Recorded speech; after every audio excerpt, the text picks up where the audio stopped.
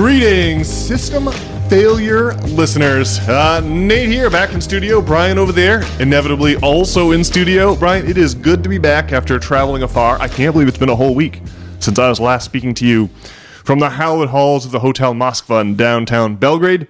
But back here in your apartment studio, and we're doing a live spin just like we usually do.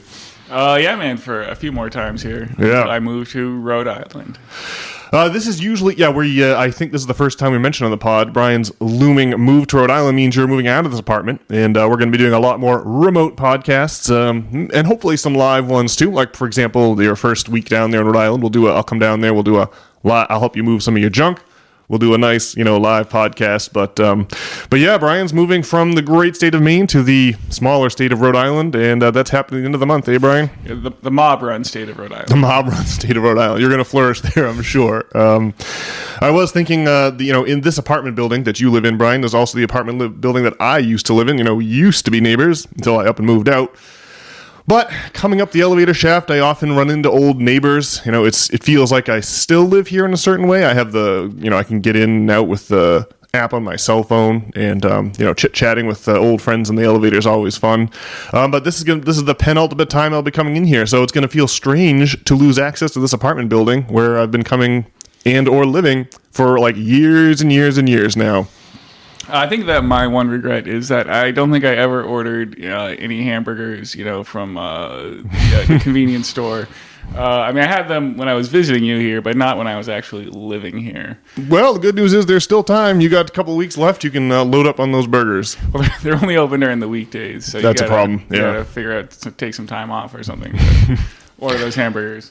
Well, Brian, usually at the top of the pod, I like to inquire how your week was in retrospect, but I tremble to ask the question this time, and the reason that I tremble is that, obviously, with Trace and I returning stateside late on Wednesday night, you picked us up from the Boston's Logan Airport Terminal E, the international terminal, and that's when you were explaining to us that you had to get on a flight at 6 a.m. the next morning, could drive back to Boston, get on a flight, and fly out to Texas to make a little presentation for your company.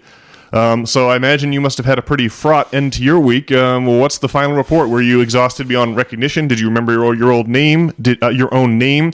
Did you manage to avoid farting nervously during your presentation? Sure. Well, yeah. Let's see. Well, what time did your flight come in? I think we got in about. I think it was supposed to get there at 9:30, and probably about 10:30 we came walking out the. Yeah, I'd say that's probably terminal. about right. And so I think by the time I finally got home, it was about 1 o'clock. That's what time I went to bed anyway. And then I got up at 2:30 and drove back down to Logan and got on a jet to Dallas-Fort Worth in Texas. And I got there only slightly late for this meeting that was happening down there. And then I did do this presentation on game theory. And well, to answer your question, I guess I was crazily tired, but it went well enough. I drank some coffee, and it went okay. I did get some Texas barbecue. We went to this place, buddy. Hutchins. And I guess my favorite thing about the Texas barbecue joint is there's no nonsense like where you order the meat and wait around for them to bring it out to you. You order the meat, and then they chop it up right there and hand it to you. So there is a bit of a line like out the door, but it moves pretty quickly because they're just chopping up the meats and handing it to you. This was Dallas-Fort Worth, I presume. Yeah, and yes, I got some brisket and this crazy jalapeno cheddar smoked sausage, which was incredible. I would say that the barbecue up here in Maine isn't like that much worse. it's like pretty comparable. It's probably like 10 or 20% better. That you just can't quite get up here.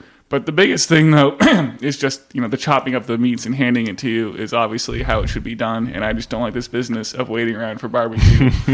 That's how it went. I'd like to get out to Kansas City and try their barbecue. I feel like Kansas City is the capital of American barbecue. And find out just how much better it is out there than what you can get around here. We have some decent barbecue joints by my estimation. But I just wonder how impoverished are we really? Your report from Texas is encouraging. It sounds like we're at least in the same ballpark if you go to some of the top-end barbecue joints around here. Well, see, I don't know if they smoke brisket in Kansas City. I feel like it's like a rib thing, and so I suppose that's fine.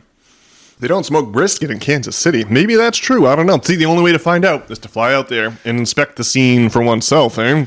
Yeah, I guess what I heard from the people in Kansas City is they cut their bagels like lengthwise instead of through the middle. Maybe that's a thing. I'm not sure. Yeah, well, yeah, again, I mean, it's like, I'm dying to get down there and try it out. I guess we haven't made it to the Midwest too many. I mean, we made it to like Illinois to visit our family out there. Yeah. But, well, anyway, certainly barbecue. Well, you had like brie in South Africa, eh? Brie. Brie? That's what they call it. You're right. They call it a braai, B-R-A-I, and that's what they call the barbecue down there. And I mean, South Africa in a lot of ways is a mirror image of the American West. You know, it's like a former British colony. People speak English. It was, settled or inhabited or civilized or, European civilization moved there in the 1800s, and so you get it's a lot of the same thing, like cattle, railroads, mines. I'm thinking now of Stinky Pete from Toy Story 2, the prospector. Remember that guy? And so you go to like the roadside stops, and it's like locomotive themed with like mining, like railroad lanterns and mining picks and axes and things of this nature. And of course, they have the braai out there, which is absolutely delicious. They also have biltong, which is their word for jerky. Also delicious. So it's funny how, to your point, we definitely have attended the braai out there in South Africa. Well, does their braai include smoked brisket? Not that I recall. I don't think I saw any brisket out there in South Africa. So that's a good point. Not everyone is. How do they dispose? I wonder of the chest muscle. That's maybe not that doesn't make the most succulent steak, but you got to have some way to prepare it, and they must do something. I don't know. That's a good question. All right. Well, so small point of order regarding your trip to Dallas. Like, when they announced that you have to do this presentation, can't you be like, well, listen, I just have this thing I have to do on Wednesday night. Is there any way we could like bump me to Friday or something like that? You had no latitude at all to move this thing. You just had to take it on the chin. Well, it was just a one-day event there, so there was definitely no latitude to do it on Friday. And what happened is the event got moved a couple times. Oh, yeah. And I failed to check my Google Calendar with each one, and I scarcely could believe it when I realized I had to drive down to Logan the night before. The bony finger of fate pointed at you, huh? Yeah. But I learned an important lesson about maintaining, I guess, an accurate Google Calendar with the comings and goings. Well, so it was a learning experience, to be sure. I myself am a Google Calendar devotee and put everything on there so that it's all in one place. It's just much easier to manage your affairs.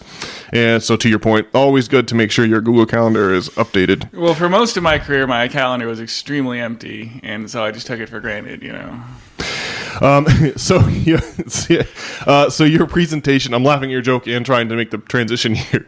Your presentation was about game theory and Nash equilibrium. If your testimony on the drive back from Logan Airport is to be believed, and so maybe you could give the good old system failures out there listening and a little insight into the nature of this presentation of yours. Sure. Well, game theory is the study of a strategic interaction. So, when two people have to make interdependent choices. And, one thing you could think about is if you have, two gas stations across the street. Well, they could both raise prices and make money together. But maybe if one undercuts the other, there's, a potential windfall. But then if they both have low prices, maybe they both don't make as much money. And so, how that kind of plays out is like game theory. You probably end up seeing most gas stations having comparable prices, unless there's some strategic location where they can afford to raise prices. The classic bit of game theory is the prisoner's dilemma. So if you have, two suspects, well, they get separated by the police, and then, the police try to get them to betray each other by, telling them they can get off scot-free if they implicate the other one. So if they both remain quiet, they'll get off with minimal sentencing. And then if they both betray each other, they'll both go to jail. And then if one betrays the other, they get off scot-free. And, usually they end up just both betraying each other. It's extremely hard for the prisoners to act in concert or to stay they're coordinated. Prohibited from coordinating. That's a key piece of the puzzle here, if I'm not mistaken. Exactly. Yeah. So that's a classic bit of it, but it's like John Nash from A Beautiful Mind. The Russell Crowe guy, the guy Russell Crowe played, who was like supposedly some genius over at Yale, but then he like became schizophrenic in the end. Spoiler alert. I mean, the movie is 25 years old, but yeah. Sure. Well, it is funny. Like, one thing the movie conveys is that there was like a traditional like capitalist view of human interaction, where like just everyone following their own incentives creates the best behavior, and so. Just like it's a Cold War time, it's like capitalism versus communism. So it's all very like capitalist centrist viewpoint. And so like John Nash's view is sort of to realize that, everyone following their own incentives doesn't really create the best outcomes. The Cold War is a clear example of it. And so, if both the U.S. and Russia disarm, that would probably be the best outcome. But that creates a huge... weakness, like if Russia, disarms and then the U.S. continues to build arms secretly, that's a huge strategic advantage, and it's extremely risky for Russia to do that. And so what you end up with is an arms race where both parties build as many weapons as possible, and it creates a tense but durable peace.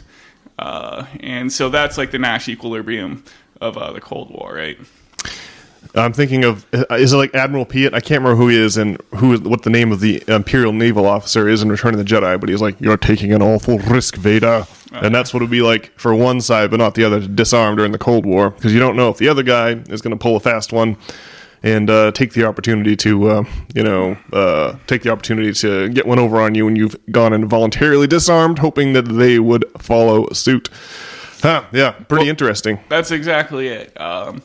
And from a management standpoint, it's useful because it's best to, instead of thinking about your direct reports as like incompetent when they don't do what you want them to do, you should think about how they're incentivized to do what they're trying to do, and then rather like change the incentives rather than, have the beatings continue until morale improves, basically.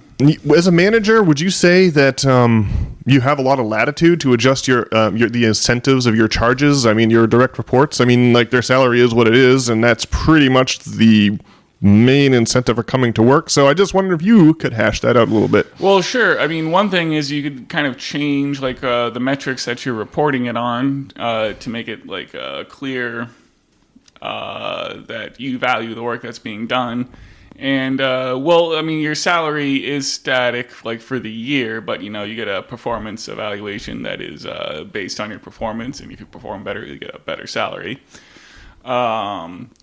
Let's see, you could, like, reduce the risk of changing actions by, you could, like, provide templates for your employees or something, or, one thing is, like, if you in insurance, you have to go to arbitration, and losing an arbitration is a bummer. And what happens is going to arbitration gets outsourced to these vendors, and that like reduces the risk for the employee and is easier. But if you provide some templates for your direct reports or something, or make it less risky for them to actually do the work and risk losing an arbitration, that's how you could change the incentives. There's all kinds of ways you could change the incentives, I guess is what I'm trying to say. Oh, interesting.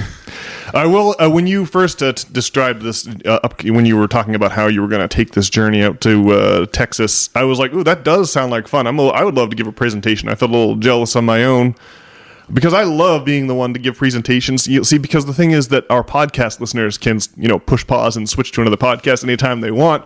But when you're giving a presentation, you have what's called a captive audience. And if I'm the presenter, everyone else listen to me. So that's always a great situation to find oneself in. They don't come along too often. Maybe you get to give a toast at a wedding or something.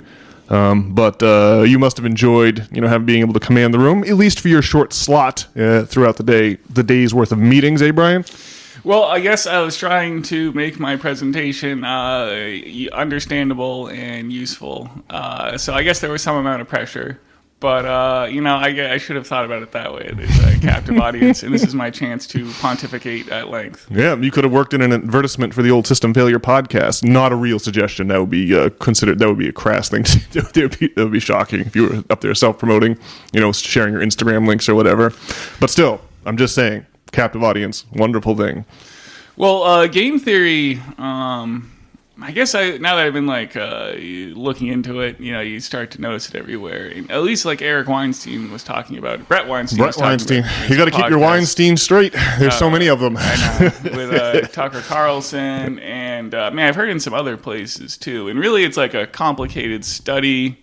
So I guess I think it's worth thinking about. Maybe our venerable listeners will notice it more now that I've talked about it a bit.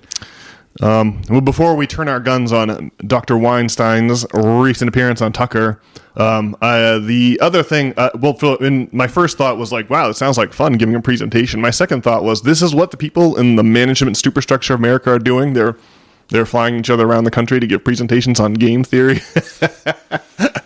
It's like you definitely want to be in the management superstructure and not one of the poor plebes who's under the lash, doing the actual work. That's it's like much better to be the one giving the presentation on game theory. I reckon. I'm sure you'd agree, Brian.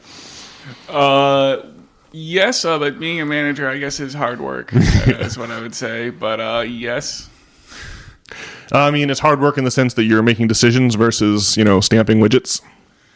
Let's see. Well, stamping widgets doesn't really require any thought is the thing. And so, being the leader requires, doing the things to be a leader. And so it's tricky, I suppose. And a lot of negotiating corporate hierarchies and whatnot. And it's a cerebral thing.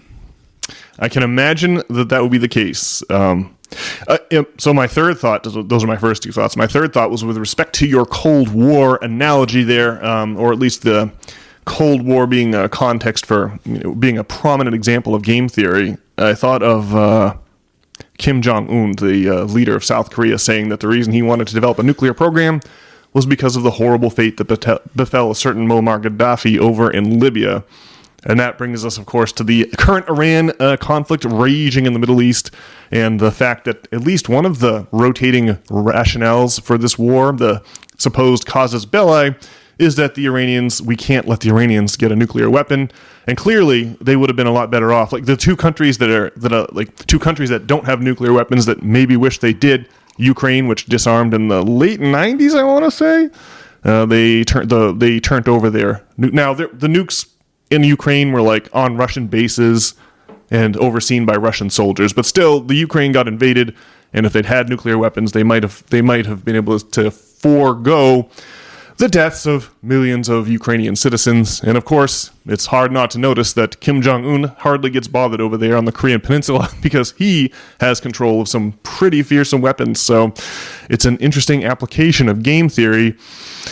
And unfortunately, when you abandon any kind of a rules-based order and you have big countries just invading smaller ones because they can, like Venezuela, Ukraine in the case of Russia and Putin, or Iran, and again in the case of the United States, well, it's pretty obvious that the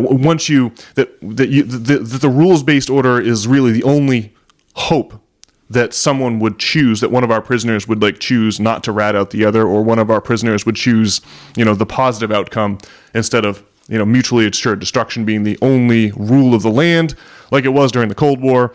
And so you can just see here that, it's funny, the previous Ayatollah had sworn to never develop nuclear weapons, claiming it was against his Shia Muslim religion. Now we got a hardliner in there who's unlikely to have similar thoughts, because it's clear that a nuclear weapon is how you can avoid becoming the punching bag of an evil empire like America or Russia. Well, yeah. Nobody really talks about North Korea anymore, but I suppose it's of some geopolitical significance on account of Taiwan and whatnot. Yeah, Taiwan, Japan, China's right there, but they're going to be allied with North Korea. But South Korea, our big, huge, massive exporter. I think Sagar and Jetty always brings up Samsung. Like, how many devices are Samsung devices here? We import a lot of South Korean products, and we're moving missile batteries out of South Korea and out of Ukraine to deploy them to Iran to try to get control of the situation there. And it is fascinating to see that it appears that the Trump administration has lost control of the situation. The Donald will come out and give press conferences saying, "Oh yeah, the war has been won. We just need to win it a little bit more."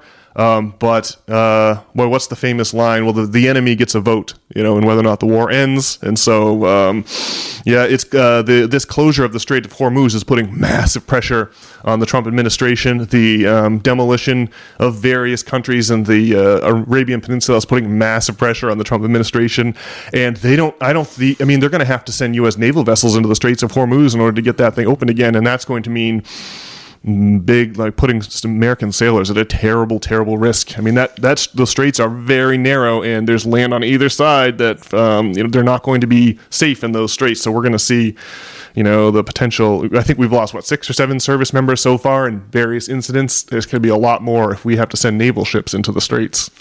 Well, I mean, the Donald sent out this tweet on Friday night, asking other countries to help, defend the Strait of Hormuz, right? Yeah. And also declaring the war won, rather, in a contradictory statement. And then, aren't we sending 5,000 ground troops over there? Yeah. We're sending more ships and more men and more munitions to the Middle East because this situation has been, by all appearances, the situation has been badly mishandled and bungled by the Trump administration. And honestly, I mean, you hate to root for the other side in a war, but I mean, I do feel like we need to get our nose bloodied, the U.S. does, so that we don't continue these sorts of aggressive foreign policies.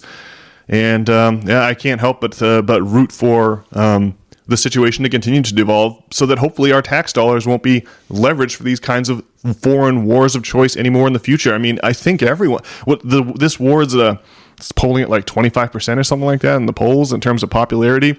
I mean, the American public is tired of endless wars, and that's been true for decades now. It's part of the reason that Donald got himself elected, but it seems that the machine just has too much momentum, and that no matter who you swap out in the executive chair, you're still going to get endless foreign wars, and we're still going to be doing Israel's bidding and being their henchmen, their club, their hired gun to go around the Middle East and destabilize all these countries, all these Muslim countries surrounding Israel that are unhappy with their treatment of the Palestinians.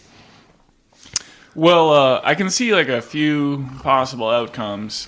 So one would be that what's on breaking points is actually anti-American propaganda, and that Venezuelan 2.0 is somehow going down, and it's really going off without a hitch. It's just these liberals on YouTube and Twitter and whatnot doing some naysaying, which seems improbable to me, I guess. Well, the breaking points, they're basically saying this war is a disaster, and it's going to be bad, which I guess I'm inclined to agree with. And well, on Twitter, I mean, there's just the anti-American propaganda is quite a bit worse, where there's just a lot of whispers. You got your images of Netanyahu with 7 fingers. Yeah, fake images of Netanyahu circulating, giving rise to the rumors that he might have met his fate among the carnage that we can't see coming out of Tel Aviv. The idea being it's a AI generated video with these 7 fingers, and it might be because he's been blown up or something.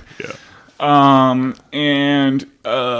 just I don't know, there's some images of Tel Aviv getting shellacked with these ballistic missiles and whatnot. And so anyway, maybe that's all just anti-American propaganda.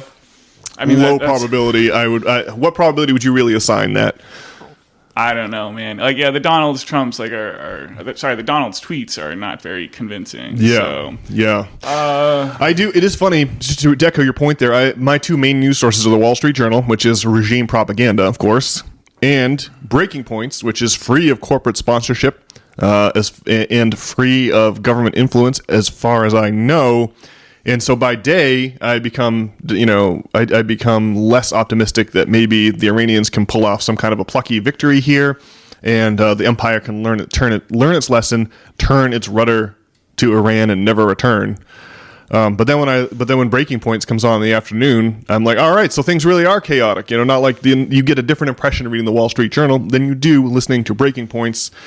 And I feel like Breaking Points is we should definitely trust them. I mean, if I had to put my money on it, I would slide all of my chips into the Breaking Point square on the old roulette table, because I don't trust the Wall Street Journal. It's good to give you a flavor of what's going on, but they leave things out, and they They just really are a little bit. You will be. I mean, it is like what the Wall Street Journal. I can't remember who said this, but it's like what the CIA wants you to know about what's going on in the world, and so you have to make sure to realize that you're going to be missing a few important pieces, and that's going to really, dramatically change the narrative. One classic example of changing the narrative by leaving out information would be in Stalin's invasion. We're speaking about nuclear weapons here. Stalin's imminent invasion of Japan in 1945. They leave that out of the history books to make dropping the atomic bomb seem more necessary, like it was this crucial thing that we had to do to win unconditional surrender from the Japanese. And it was just clearly, it wasn't going to have, like American servicemen were going to have to be the ones to invade the Japanese islands. And I don't know, the Japanese ability to make war was so badly compromised that, we could have just accepted not an unconditional surrender, but a surrender with terms from the Japanese people, one that would allow Hirohito to remain the figurehead, the emperor of Japan. As it was, we did, even with the dropping of 2 atomic bombs, we did have to allow Hirohito to remain as a figurehead. This is like the center of the Japanese Shinto religion, this guy is. He's like a religious figure in addition to being a political figure, so it was like important to the Japanese people that he not, be like tried like in Nuremberg or something. So they were able to negotiate that even after 2 atomic bombs. But it goes to speak to the reality of the Donald speaking in terms of unconditional surrender. It really does seem like he has given the Iranians now believe, probably rightly so, that they have absolutely nothing to lose by fighting to the bitter end. And so, like the Viet Cong in the late 60s and the 1970s, we may find that even the sinister forces of empire are not enough to suppress a civilian population as large as the Iranian civilian population, which is was it 9 million people that live in Iran? Something like this.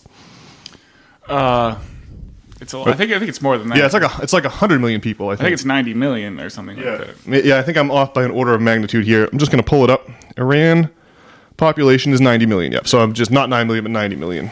Well, I think that if breaking points were around during like the Iraq War, it would have been the same spiel from the get-go. And the government-approved propaganda outlets just don't have the reach that they had back then. So it's not good for public support of the war. I guess in terms of possible outcomes, my hope is that like at some point that Donald's got to realize that his legacy has been trashed and that he's been lied to by the military-industrial complex or something. Well, it sounds like his military advisors were against this action, and I don't know. It's like his Zionist supporters who demanded that he do this. So hopefully at some point that Donald realizes that and makes a turn of action in his final couple of years that somehow straightens out the course of history, or like makes it changes the nature of the paradigm in some extent, or doesn't just continue to double down on this crazy war and keep us going firmly towards World War III. Yeah, I'm hoping that the mystique of the Donald can finally be broken, and that he's going to have to be humbled versus trying to come through looking like a boss or some kind of an alpha. Hopefully he can be properly humiliated, and maybe the Empire can come to war with why it is that the armies of darkness march all over the face of the earth, like Sean Connery says in Indiana Jones and the Last Crusade. I just wanted to say about Professor Jang,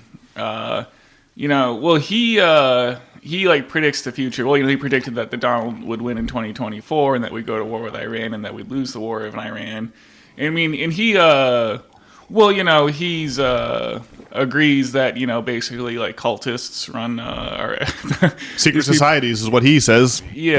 Are at the top here, and it makes sense with the Epstein files, but he basically makes he has some predictions, and then like based on what plays out, like he uses that to model reality, which I think makes sense. And I don't know. Well, he thinks that we're going to descend into World War III, which makes sense. And I don't know. The problem with the Donald, really going up against the military industrial complex, or the Zionist forces, I guess, is, I'm sure he just wouldn't be long for this world because these crazy cultists are in charge. And so, I don't know. That would be tough. He'd probably get shot down in a hurry. Yeah, the fact that Professor Zhang is willing to go on, Jimmy Dore, or willing to go on Breaking Points and talk openly about secret societies makes me trust his analysis. To some people, it might sound crazy that he's on there blathering about secret societies, but I have the benefit of the history books to look at, and these secret societies have a huge, long history, going back to the mystery cults of the Greco-Roman era, like thinking now about like the secret societies of Pythagoras we talked about a couple episodes ago, or the mystery religions of Dionysus or of Demeter, where you as an initiate you sign up for these things, but you don't really know what's lying at the heart. They there's like a hierarchy of initiates, and they feed the information out to you like breadcrumbs, so only the people in the inner circle know the full corpus of knowledge that's supposed to be contained within these mystery schools. And that format was copied by early Christians, partly because the Roman government was cracking down violently on them. But the secret handshakes, the secret passwords, the secret symbols, keeping knowledge gated, or keeping knowledge, amongst a small inner circle, and only meeting it out as people rise through the ranks of your secret society. That was the format that Christianity took for obvious reasons in the early going days of that faith. And then you had the Knights Templar during the Middle Ages copying that same format. Supposedly the knights arrived in Jerusalem during the time of the Crusades, and when they were there, they discovered a secret of unimaginable power buried beneath the old ruins of the Temple of Solomon, which are still, that's the Western Wall, that's like a major landmark in Judaism, like the ruins of the old second version of Solomon's Temple, demolished, of course, in 70 AD by the likes of Titus, son of the emperor, and eventually to be emperor himself, kicking all the Jews out of the Roman province of Syria, Palestina, as it was called at the time.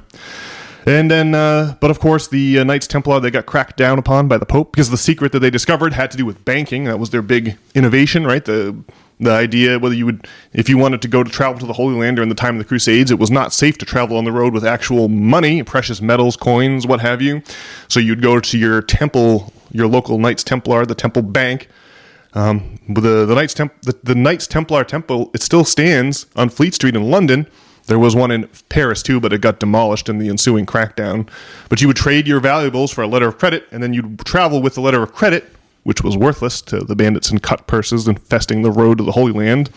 And then once you got to Jerusalem, you'd visit the Knights' headquarters in the Temple Mount and swap your letter of credit for valuables again.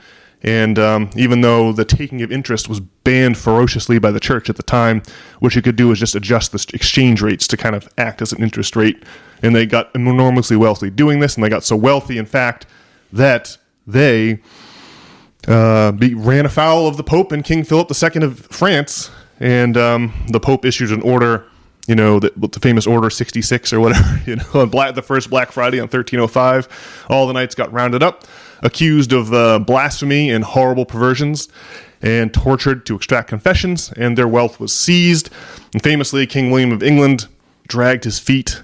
The knights had been important contributors to him. They gave him money. They were big political supporters. He didn't want to put them in jail right away. So he dragged his feet for about 3 months till he finally followed the Pope's orders. And that allowed time for the Knights Templar to disappear underground and then reemerge 3 centuries later as the Freemasons, at almost exactly the same time that the first central bank was founded by a consortium of Edinburgh and London bankers. You get the Bank of England in the late 1600s. The reason that the banks, the banks rose to prominence after the War of 1649, the Treaty of Westphalen in 1648, the 30 Years' War of 1619 to 1639 was the culmination of the Protestant Reformation. And at the end of that war, it was agreed that the Pope, that factions within the Holy Roman Empire, such as Bohemia, would be allowed to determine whether they wanted to be Protestant or they wanted to be Catholic. And so the agents of the Pope were not allowed to cross these newfangled inventions called international borders, and nation states were born, and nation states were given the right of self-determination in religious matters. But within 50 years of that happening, you have the rise of the central banks, and I think that there's strong evidence that international finance is the new secrets, where the Pope once would put the crown on the heads of Christendom. The Pope would be the one to declare who's going to be king, right? Just like that, today we've got nation states, but behind the scenes is the dark hand that decides who's going to be in power and who's not. And these are the forces, I think, that are compelled Donald Trump to go to war in Iran, despite the fact that his base hates it, despite the fact that he campaigned against it. They have some kind of power over these supposed heads of state, and that we're getting a look, that we're shining a light onto the structures of control now, and it looks like the Epstein files, where there's all pictures of these heads of state doing horrific things that the public could never accept, and so they must do whatever the shadowy international banking houses command. And so my point of all this is, I have this uneasy feeling that the shadowy banking houses have realized that the game is up. This version of capitalism is it's played out. It's like a climaxed ecosystem, and that they have given the go-ahead to initiate the crisis that's going to give us some kind of a reset, and they must have some plan for retaining control through that reset, a la our good friend Catherine Austin Fitts, the assistant director of HUD under George H.W. Bush. So, yeah, man, it really, I have the uneasy feeling that the order has been given, and that we're now going to watch the post-World War II order unwind itself, and there's going to be a big fight for control in the aftermath of the end, the Gotterdammerung, the end of the post-World War II order. So, man, yeah, absolutely crazy times to be alive. It's from a historical perspective, it's like refreshing the regime propaganda in the Wall Street Journal, or looking forward to the daily Breaking Points podcast. It's like Christmas morning every morning, for those who are excited about political history. Well, yeah. Well, Professor Zhang there. Well, he was talking about. I'm sure he's interested in all that extensive history of secret societies. But yeah, he was talking about like Truman is like the 33rd president, and then wow, that's interesting. Yeah, the nuclear and the bombs dropped like on the 33rd parallel, and I think there's some other 33 coincidences as well. And it's just great that secret society analysis is like breaking through to the mainstream, because it's just so like obviously the case, especially after the Epstein documents being revealed. And I think just probably a rational assessment of the facts, like the one you just gave. Hard to come to any other conclusion. Or, of course, 33 degrees to Freemasonry, right? The highest levels of 33rd degree. But yeah, I guess it is like the problem with this war is that it is a tool to like dismantle the American economy in the Fitzian sense there, which is like extremely worrying. Yeah. It is just hard to imagine. One thing we were talking about, I think maybe on the ride down to Logan or something, but because it sounds Bret Weinstein and Tucker were talking about this, but it sounds like that they did try to get Obama and Biden to do this, but they were smart enough to say no. Yeah.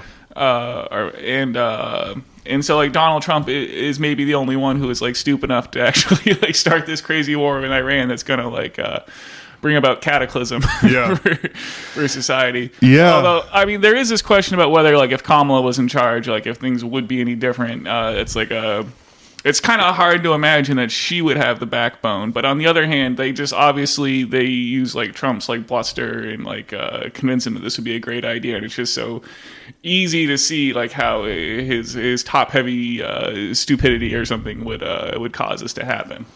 Worth noting that even during the 2024 election, neither Joe Biden, who was the candidate up until July, nor Kamala Harris thereafter would distance themselves in any way from the ongoing genocide that they were directly funding and supporting, even as their voting base, turned on them. Here in Portland, we had pro-Palestinian rallies virtually every Sunday for like 2 years, certainly all of 2024 leading up to that election. They're probably still going on today. It's probably especially now. Yeah, and then you had Obama going into Syria and into Libya. These are two more on General Wesley Clark's list of 7 countries that he reported hearing about the invasion plans for in the direct aftermath of 9/11. It's funny. He curiously seems to try to like walk that back, like on, but we're doing it anyway. It's a bizarre. Right. Yeah, we were up to all 7 now. I mean, no one's escaped for a long time. Iran was the last of the 7 countries, but I can't remember what they all were. But it was like Iraq, Libya, Syria, Lebanon. I mean, all these countries that have been just utterly destroyed. You can just see that whether it's George H.W. Bush going into Iraq, or it's Obama going into Syria and Libya, or the Donald going into Iran, like we are just going through these countries one after another. Syria was a big one on their list, and they now have a former ISIS terrorist as Al-Jalali as their head of state. He's just willing to not be aggressive towards Israel, and I guess that's good enough. So we are systematically destroying all the countries that are opposed to the greater Israel project of expanding the borders of that country to some kind of biblical redefinition. And it's fascinating to see our politicians do this, even as it destroys their political careers one after another. So I almost feel like it doesn't matter who you swap out. As I already mentioned, whoever is sitting in the executive chair is going to do Israel's bidding come hell or high water. And maybe they've gone a bridge too far this time. I mean, here's hoping, eh, Brian? We're hoping they have or that they have. I hope they have. Yeah, I'm hoping that I don't love like having my tax dollars fund misery abroad and evil empires. Yeah, I mean, well, this is going to be like how the American empire ends, and so if it's going to be born anew, it has to go up in flames somehow. So, I mean, that is the good news. The bad news is it's going to go up in flames. People are going to die, regrettably. I mean, that's just awful. Imagine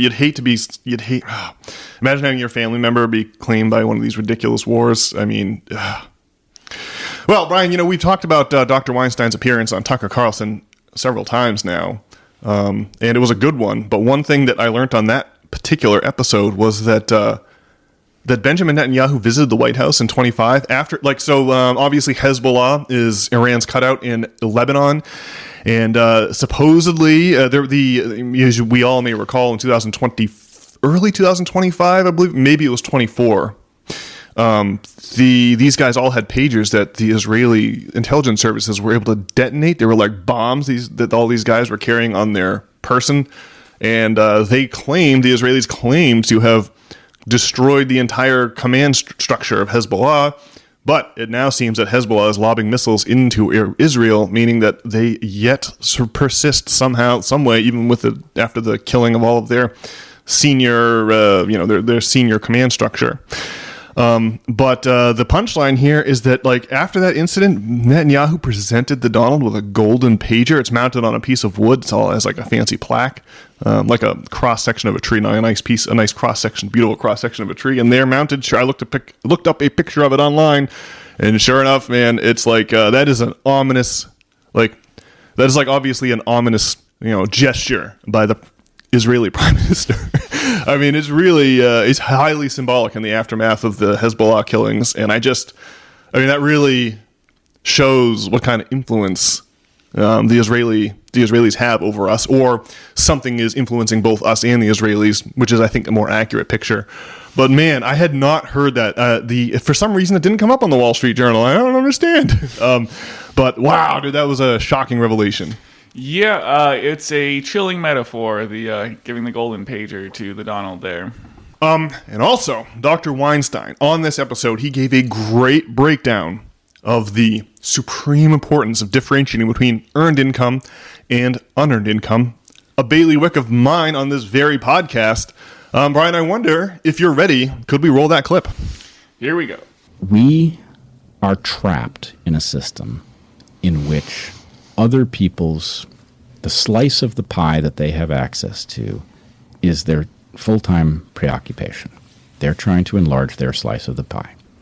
The way that's supposed to work, if our system functioned really well, you would increase your slice of the pie by increasing the overall size of the pie, right? That's what it says effectively on the brochure of free market democracy, right? If you create wealth, you get rich. Nothing wrong with that. I want to live in that system. I want people who figure out how to make us all wealthier to live in really good places and enjoy, the finer things in life. That's something that makes us all better off. But there's this other way to do it. You can increase your slice of the pie by destroying wealth. And if you don't find a way to systematically rule that out, then that's what you're going to see, because it's vastly easier to do that. It's vastly easier to get wealthy at the expense of everyone else than it is to figure out how to make the pie that we all enjoy bigger. So we are suffering because a lot of people are behaving in their narrow self-interest, completely indifferent to our well-being, and that now extends deeply into the political. It's almost the banality of evil, you might say. It is a decidedly economic version of the banality of evil. Yeah, see, that's exactly it right there, right? If you make the slice of the pie bigger, you get to keep most of that surplus for yourself and get rich, and society is better off for it. That's earned income, the actual provision of goods and services, right? But if you're just cannibalizing existing parts of the pie, then that's unearned income, right? If you're just charging rent on a house that you bought but didn't build, if you are installing a toll booth over the highway, right? Well, that makes the highway less efficient. It slows down cars. It costs everyone money, right? You're not by installing your toll booth, you're not adding to the economy. You're cannibalizing it, right? That's unearned income. And this idea of unearned income was fresh on the minds of the early proto-capitalists. Your Adam Smiths from, writing his Wealth of Nations in 1776. Your David Ricardo, your John Stuart Mill. These guys were watching the landowners, like the old medieval landlords, right? You're coming out of feudalism. The Industrial Revolution is about to kick into high gear. But the problem is you've got all these landholders whose ancestors busted some heads back during the Middle Ages, and now they have this claim to the land and get to charge whatever they want for people to live on it. And what happened was those landlords realized they could just jack up the rents on all the workers who were going to work every day in the newfangled factories of the Industrial Revolution. And the owners of those factories, the capitalists, had no choice but to pay their employees enough to cover rent, because you can't be a reliable worker if you are homeless, right? You need to have some place to go home every night to rest and recharge and come back the next day to do your work. And in that way, the landlords were just helping themselves to the profits of the capitalists, right? They were just able to extract wealth out of the system without creating any actual goods or services themselves. And this led the early capitalist thinkers to be very clear about making this important distinction between earned and unearned income. Like John Stuart Mill would say things like, the capitalist, the landlord loves to reap where he has not sown. He makes money in his sleep. Strong language like that. It was no joke. Well, in the late 1800s, you get the coming of the Austrian school of economics, right? And when I look at the Austrian school, it seems to me to be almost a deliberate propagandistic campaign to demolish this distinction between earned and unearned income, right? What is the hallmark idea of the Austrian school? Their idea is that, value is entirely subjective. And so if you are starving in the desert, or if you're dying of thirst in the desert, and someone controls an oasis, and they're going to charge you $1,000 per water bottle, you're going to happily pay it. And according to the this marginal theory of value, this subjective theory of value, that's not a ripoff at all, because you're so desperate for the water, you're willing to pay any price for it. The idea was to make it to suggest that if a price is paid voluntarily, then it can't be a ripoff by definition. And so it completely obliterates our ability to make any distinction between earned and unearned income. And since the late 1800s, we have been living in a system where we count, the bank jacks up the rate on your credit card. Well, that counts as GDP, as if that's productive income and not cannibalistic, destructive rentier income. And so all this is just to say, I'm very amazed at the way that Dr. Weinstein was able to clearly elucidate the difference between earned and unearned income in a brilliant way that I hadn't really thought of up until now. I don't know. What do you think, Brian? It's certainly a good conversation to be had on the, historically right-leaning Tucker Carlson podcast about economics there. But it does go back to the Smithian economics was trying to get rid of the parasites on the economy anyway. So it makes sense, and I don't know. Hopefully, we can live in a true capitalist future or something where like they have in Singapore. Right? Yeah, they don't allow people to cannibalize their economy down in Singapore. They got it figured out there. This is connected to forgiving the debts, right? Because so much of the rentier economy is charging interest on loans, right? And the idea here is that if you have enough people, we can a little bit of cannibalization. It's okay if the shark has only one or two, remoras stuck to the underside, the shark can still function. It's when that parasite starts to increase in size that it becomes an existential threat to the productive economy. And that's when you need to have some kind of a debt forgiveness, right? This is the technology that everyone used up until the Romans pioneered, using the economy with no protection, no guardrails at all. And so, it may seem like trite saying, oh, debt should be forgiven. Oh, we need to make a distinction between earned and unearned income. But really, it is everything, right? It is salvation and Armageddon if you don't forgive the debts, right? It is morality. It's the good and evil, right? It's everything is wrapped up in these related twin concepts. And, that's why I ballyhoo about them on a weekly basis here on the Old System Failure podcast. Loved Dr. Weinstein's analysis there. Sure.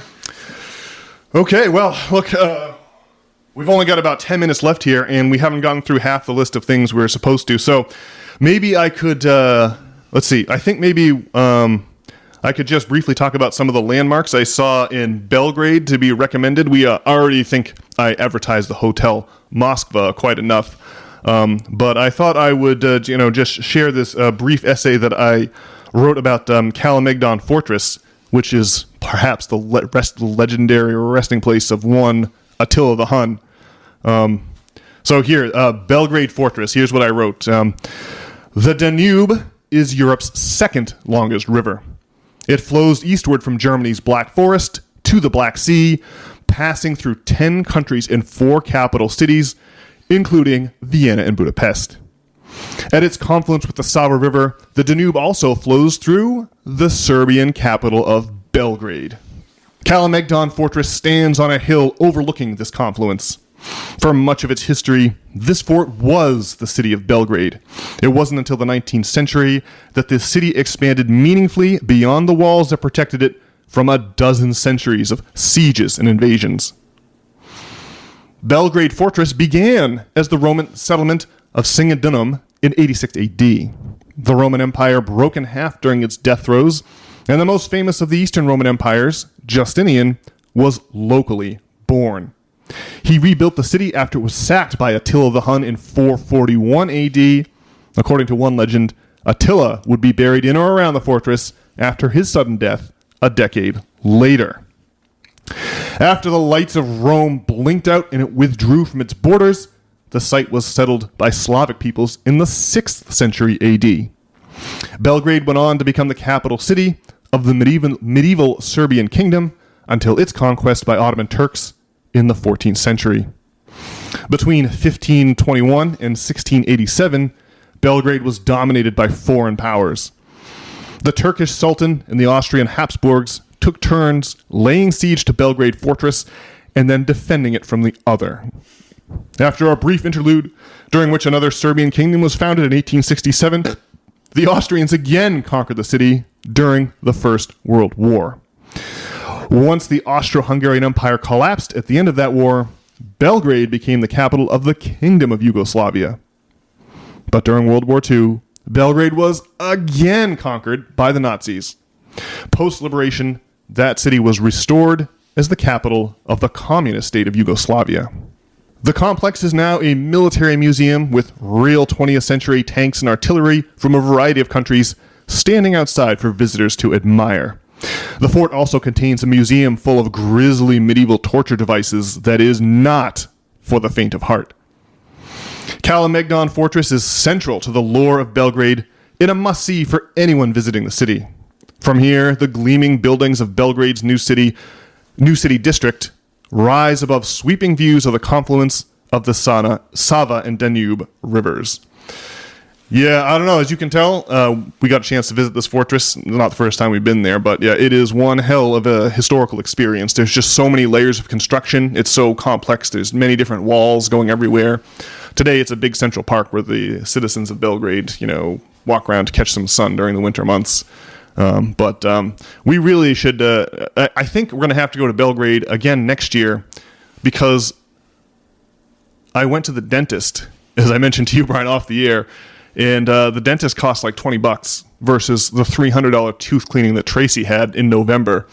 And so if you just go there and get your dental work done versus, like the man had the same exact tools, like it was like identical to an American dentist. I was only having a cleaning done. Maybe things would be a little different if I needed to be drilled or something like that. But like just for cleaning for maintenance, I mean, the ticket to Belgrade pays for itself. It's only about, in the winter months, it's only about $400 to fly out to Belgrade. And you're going to save $280 of those dollars just by going to a dentist out there. So this is my pitch to you, Brian. You got to join us on our next voyage out to the Serbian capital. It's a great place to be. Obviously, the Hotel Mosca is waiting for us with open arms. But also, you can jump on a train and head north to Budapest in Hungary and check out that city. Or even further to the northwest is the amazing city of Prague, a place that you've already been, Brian. So I don't know. We got to get. It's like Tracy's friends like to go on her New Jersey friends. My beautiful fiance Tracy. She's got friends. She's a New Jersey girl. She's got friends down there, and they're always going to like San Juan, like where you went, or Cancun. But just for the same price, you could go to Belgrade, which is this place with immense history. Going back to before Roman times. It's like you're swimming in the deep end of the pool, or even better, swimming over the deepest parts of like the Marianas Trench, and you can just feel all these layers that came before you, all these layers below you. It's quite a feeling to be standing and beholding that much history in one small place. Absolutely incredible. Well, I like the idea of this hotly contested fortress up in the mountains that the Slavs are trying to occupy, and they keep getting bombarded by Austrians and the Turks. Yeah, the hated Turks. That's going to be it must create quite the culture. It's interesting to see how much Muslim culture has influenced Serbian culture. Like, for example, the Orthodox Christians, they chant their prayers, just like you'll hear Muslims doing their call to prayer. They have the Turkish coffee. And there's in the southern mountainous regions of Serbia, there's a lot of cities that have Muslim influence. You'll find like bidets in all the toilets, because ablutions or ritual washings are a big part of the Muslim practice. So it's really interesting to see, on the one hand, how during the medieval times the Serbs and the Turks were bitter enemies, but on the other hand, they have a lot of similarities too. Their cultures are not as different as one might think.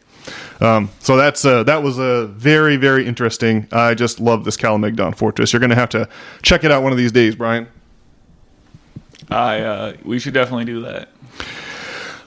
We have like 3 minutes left, so I think that I'm going to dare to also just give you my piece on St. Sava, the great cathedral of Belgrade here. This one's a good deal shorter.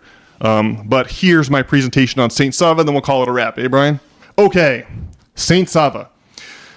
St. Sava is the patron saint of Serbia. Born into royalty in 1175 AD, the young prince repaired to Mount Athos in Greece, the great center of Orthodox monasticism. There, he took the name Sava and devoted himself to an extraordinary ecclesiastical career. It was St. Sava who, in 1219, obtained autocephaly from the Serbian Orthodox Church from the Ecumenical Patriarchate in Nicaea. The Serbian Church thereafter became self-governing and independent, and Sava became its first archbishop. Construction of the modern Cathedral of St. Sava began in 1935 during the Kingdom of Yugoslavia. The structure is built in a Serbian Byzantine revival style and modeled loosely on the legendary Hagia Sophia in Istanbul. It was raised on the site of the Turks' burning of St. Sava's holy relics in 1595. The distinctive Orthodox use of pendatives are evident throughout the cathedral's construction. These concave triangular surfaces fill the gaps between the circular base of the dome and the square arrangement of supporting arches beneath. Just as in the Hagia Sophia, where their use was revolutionary in 535 AD, these pendatives elegantly transfer the dome's enormous weight outward and downward. Due to the turbulence of Belgrade's history, St. Sava remained incomplete throughout the 20th century. The interior was finally completed at the personal expense of Vladimir Putin in the 2010s. Its gold leaf finish is lushly illustrated with the traditional iconography of Orthodox Christianity. St. Sava's vaulted ceilings soar some 212 feet above visitors' heads, creating a striking impression of overwhelming vertical scale. St. Sava's glorious Orthodox Christian architecture evokes feelings of awe and humility, capable of bringing tears to even the most sober eyes. The effect can be appreciated in the video below. It's another must-see landmark for any traveler to the gorgeous city of Belgrade. You all can go online and see the video. Head on over to systemfailure.org, click on the Sabrosa Club, and you'll be able to find the video that I took of inside of St. Sava there. But yeah, man, I mean, architecture really can provide, like, it's like an art style that really does create feelings if it's used properly. And there are few things in this world more poignant than some real soaring architecture that evokes those spiritual feelings just by looking at them. You know, something about the ceilings, you know, hundreds of feet above you. They've got some Orthodox monks chanting in the background. That's a recording, you know, but there's kind of a murmur of this, like, this chanting going on. And you're like, wow, man, the effect is obvious. Well, it sounds quite a bit more inspiring than the post-industrial slop architecture of, like, you know, Chipotle. yeah, like the new style McDonald's. You know, they don't have the red roofs anymore. They're just boxes. You know, no more playgrounds. These are mini microcosms of what you can accomplish with the glories of architecture. It's an eyebrow raiser that, you know, Vladimir Putin had to personally finance the completion of the interior. But it just goes to show you how the Serbs and the Russians have a close relationship. You know, they're both Slavic peoples. So anyway, my mind was blown by Belgrade. This big advertisement to everyone out there. This city, do not sleep on Belgrade. This city is incredible. It's really one hell of a place to visit. It's got so many layers and a lot of German influence via the Austrian empires and a lot of Turkish influence via the Ottomans. It is something else. Cool. All right. Well, this is usually the part of the program where I invite all of you, the system failures out there listening, to join us at systemfailure.org. There you can enter your email address and receive the weekly essays written by yours truly each and every Sunday morning right there in your email inbox. And furthermore, if you'd like to get in touch with either Brian or myself, you can accomplish that tidy feat by clicking on the About page and clicking on the appropriate name. Well, I will be back on Thursday with the weekly essay read that you can hear here in this feed. And Brian and I will be back on Monday with another regularly scheduled edition of the old System Failure Podcast. We cannot wait to talk to you all then. All right, see you.